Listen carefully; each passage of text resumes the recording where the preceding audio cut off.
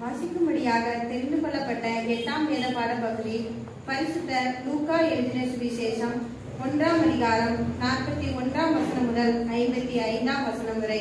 பரிசுத்த லூக்கா 1ஆம் அதிகாரம் 41ஆம் வசனம் முதல்.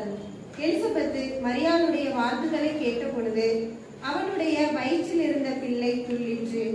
எலிசபெத்து பரிசுத்த ஆவியினால் நிரப்பப்பட்டு உரத்த சத்தமாய், ஸ்திரீகளுக்குள்ளே நீ ஆசீர்வதிக்கப்பட்டவள், உன் கர்ப்பத்தின் கனியும் ஆசீர்வதிக்கப்பட்டது. என் ஆண்டவருடைய தாயார் என்னிடத்தில் வந்தது எனக்கு எதினால் கிடைத்தது? இதோ நீ வாழ்த்தின சத்தம் என் காதில் விழுந்தவுடனே என் வயிற்றில் உள்ள பிள்ளை களிப்பாய் துள்ளிற்று. விசுவாசித்தவளே பாக்கியவதி, கர்த்தராலே அவளுக்கு சொல்லப்பட்டவைகள் நிறைவேறும் என்றாள். அப்பொழுது மரியாள், என் ஆத்துமா கர்த்தரை மகிமைப்படுத்துகிறது, என் ஆவி என் இரட்சகராகிய தேவனின் களி கூறுகிறது. அவர் தம்முடைய அடிமையின் தாழ்மையை நோக்கி பார்த்தார். இதோ இது முதல் எல்லா சந்ததிகளும் என்னை பாக்கியவதி என்பார்கள். வல்லமையுடையவர் மகிமையானவைகளை எனக்கு செய்தார். அவருடைய நாமம் பரிசுத்தம் உள்ளது.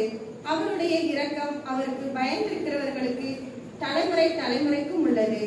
தம்முடைய புயத்தினாலே பராக்கிரமம் செய்தார்.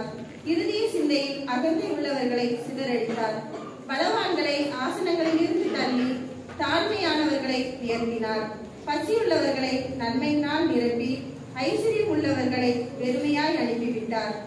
நம்முடைய பிதாக்களுக்கு அவர் சொன்னபடியே ஆபிரகாமுக்கும் அவன் சந்ததிக்கும் என்றென்றைக்கும் இரக்கம் செய்ய நினைத்து தம்முடைய தாசனாகிய இஸ்ரவேலை ஆசீர்வதித்தார் என்றார்.